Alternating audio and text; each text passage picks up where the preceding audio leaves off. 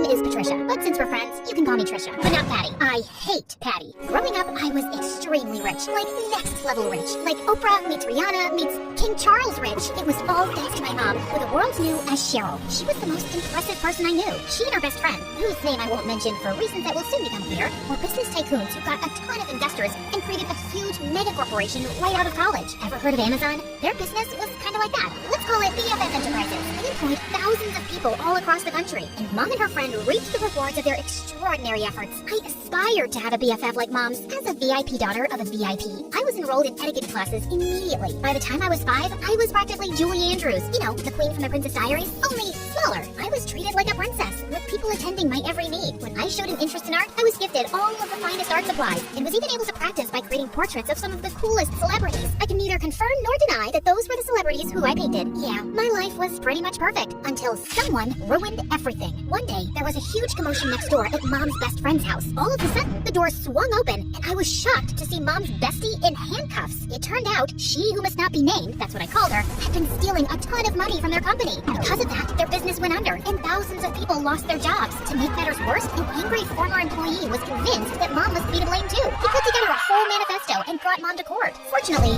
Mom was declared innocent. I knew she always would be, of course. She who must not be named was proven guilty and sent to jail. The employee who had lodged a case against Mom ended up behind bars for defamation too. Mom's name was cleared, and she and I lived happily ever after. That's the end of my story. Thanks for tuning in. Just kidding. It got a whole lot worse from there. Even though she was innocent, the public knew Mom as the face of the company, and they were mad. Mom and I weren't exactly well equipped to fight off an angry mob, so the government intervened for our safety, and we were forced to join the Witness Protection Program and completely change our identities. We were given cover stories and everything. So, remember before when I said my name was Patricia? Well, that was sort of the half-truth. I had a different name before all of this mess. A gorgeous name, but that and everything else were taken from me when she who must not be named ruined my life. I was pulled from my life of glamour and ease and relocated to here. Yeah, the house was a serious downgrade from what I was used to. See what I mean about an opposite Cinderella story?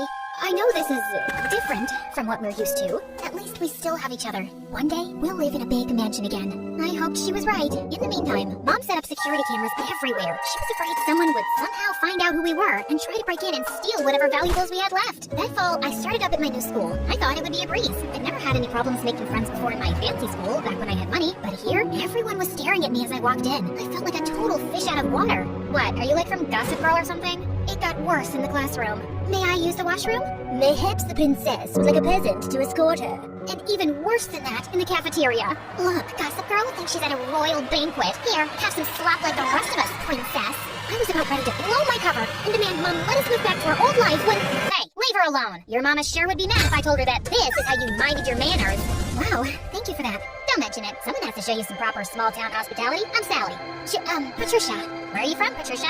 I grew up in the big city with a ton of money. My paternal grandparents invented trail mix, but my dad walked out on me and my mom and took all of our riches with him.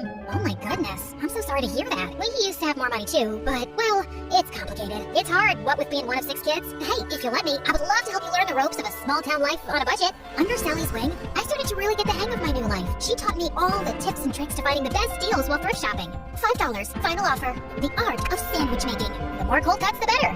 Even how to use a lawnmower. She was a hoot. While all the other neighborhood kids were riding bikes, Sally would show up places driving her dad's lawnmower. And you don't need a license for this? Nope.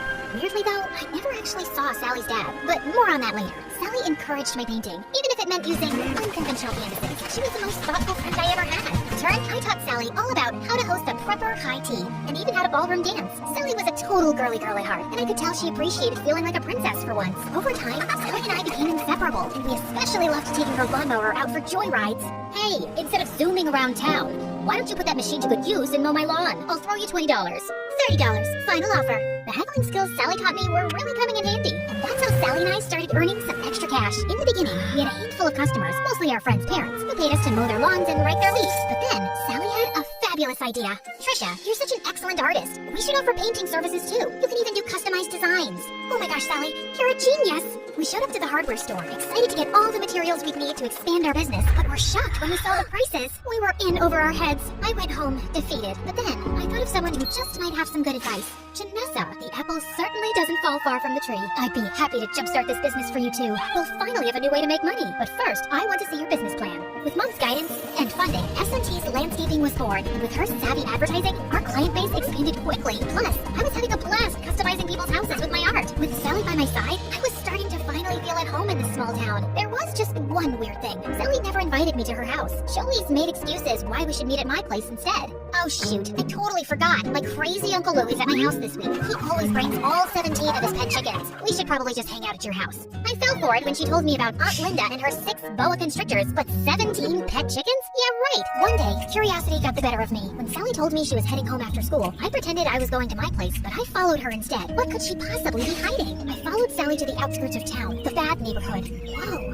Sally lives here? The trailer barely looked big enough to hold a twin bed. How could Sally and her 5 siblings and her parents even fit in there? Just then, I lost my balance and fell to the ground with a huge thud. Trisha?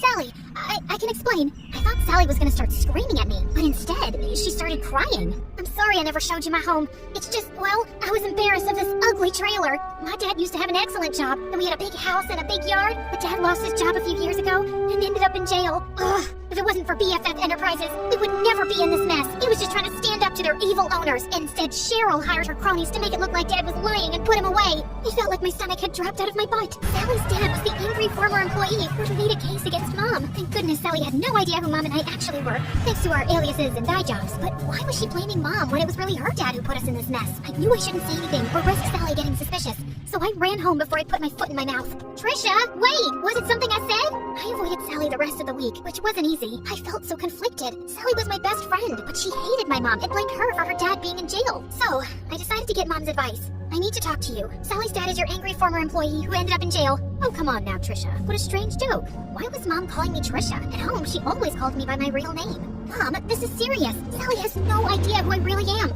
or that you're actually the co-founder of BFF Enterprises. Just then, Sally popped up from behind the couch, and suddenly, Mom's behavior made sense.